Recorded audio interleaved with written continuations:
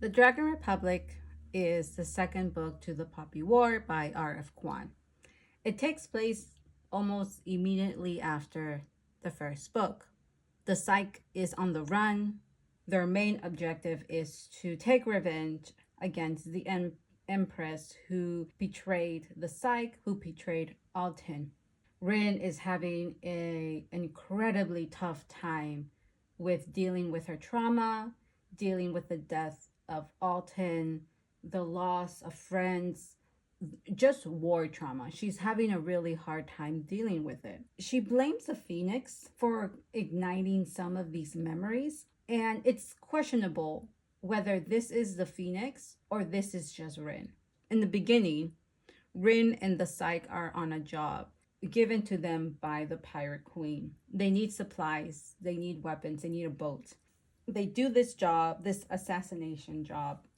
It doesn't go well. When they go into this village to do this job, Rin is teamed up with Unagen. It's his job to babysit her, in other words. Chaghan is taking charge of the Psyche right now since Rin is not doing so well. She's relying heavily on her opium. She is not taking charge at all. So right at this time, Chaghan is taking command. Chaghan is giving orders. When they're in this village, Chaghan makes a point of saying, control yourself. No, civilians are not to be hurt. When she goes into this village, she sees how fortunate this village is.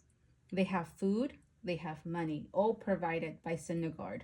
This is the moment she starts to spiral when she sees how happy these people are. She starts to think about her time at war when there was no food given to them. And that starts to build up her anger. She's really starts to see red. The first time I listened to the audiobook, I was really upset with Rin for how she was dealing with her emotions. I really just didn't understand why she just couldn't control herself. It's really upsetting. But listening to the audiobook the second time, I finally understand that this is trauma. She has extreme trauma from the war, from losing a lot and doing a lot. What makes this whole situation even worse is that the Empress appears and shouts that we are victorious. And that pretty much puts Rin over the edge. Because of this extreme trauma, she loses her control and she starts to burn herself and she starts to burn everything, including Unagen. Unagen gets very badly burned. Chaghan has to come in and knock her out. And because she is literally burning in front of the Empress, her actions bring down the military. When they get back into the boat, when Rin wakes up, Ramza is there, and you can just tell that Ramza really cares for Rin. Ramza is a young boy, so he has no family, and the way he sees a Psyche is his family. All of the other Psyche members walk on eggshells when they're around Rin. It's upsetting to me because all of them have experienced trauma much longer than Rin, and they're the ones walking eggshells around her. It's ridiculous. All of them have felt suffering from their history. How is it that Rin is babied? It just doesn't make sense that Rin is like treated like a delicate flower. Like, don't upset her. It's frustrating. Chaghan tells Rin that Unagen and Enki are out of the Psyche. Enki stayed back to take care of Unagen because Unagen was very badly burned. Rin freaks out because she feels like she lost two very important pawns. And I just love when Chaghan puts her in her place. I absolutely love it because the one person that does not baby Rin is Chaghan. Rin has the audacity to ask about loyalty. Chaghan tells her that the other Psyche members are still here, but they are terrified.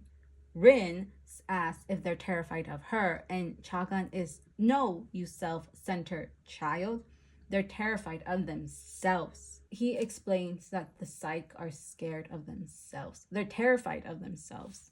They're shamans. The psych gives them a purpose. Yeah, one of their sayings is the psych takes care of its own.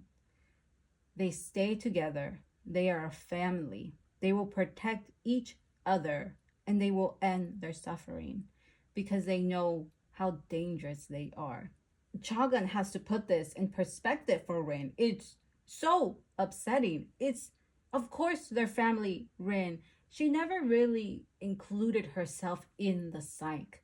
Even in book one, she always felt like an outsider to them.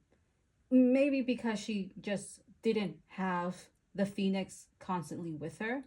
But now that she has the Phoenix with her, she still feels like an outsider because she's very self centered. She only thinks about herself, in my opinion. The duties of a commander is to protect their people. Rin is not protecting her people at all.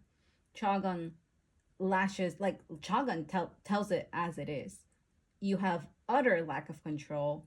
You need to stop being a freaking baby, and calls her a mess. He's like, you're a mess. And I am applauding Chaghan. I love him very much. I know I'm very rough on Rin, and I understand that. I am much older than her. I don't have her trauma experience, so I can't say much. But you know who has trauma experience? All the other psych members have trauma experience, and they're not acting as self centered and crazy like she is. The only one that's crossing the border of crazy is Sumi, but that's because he's losing control. And he's still doing a better job at not being self centered like Rin is. Because of this lashing out, this conversation, Rin just tosses the commander position to Chaghan. Chaghan says no, because unlike you, I actually know how to respect Alton's last wish slash order. And he's right. Alton's last command was to give Rin commander position. Now it's your turn to take care of the psych. Maybe because they both have the Phoenix, maybe he thought that she is now going to be powerful and strong enough and brave enough to take care of the others. But no, he was wrong. Anyways, Rin goes on about saying, if I can't control it, then what? And Chaghan, unapologetic, says, you need to end it. If this Phoenix takes hold of Rin fully, it will destroy everything everywhere. The best solution is to just end her existence. And I agree. I completely agree with Chaghan. Baji and Ramsa support Rin. When Rin comes down to see the others, Baji and Ramsa are in the psych. They're in. They have nowhere else to go, but they also believe in Rin. They support her. Suni also is in support of Rin. You know, to give Rin some credit, she did offer them to leave, but they don't have anywhere to go. It's the only family that they know, the only thing that they know is the psych, so they decide to stay. Arya, the Shaman River, I totally butchered that. The Shaman River has nowhere else to go. They give some history of the Bagara prison where Baji and Suni attended. Baji and Suni, who attended Sinagard, went to that prison. We don't know why. I would love a backstory of why they went to that prison. That prison is only for hardcore criminals. If they were shamans when they entered that prison, then yeah, I totally understand, but I would still love a backstory of that. In the end, like, the overall thing is that they need each other. They have to rely on each other. I don't understand why Rin doesn't understand this.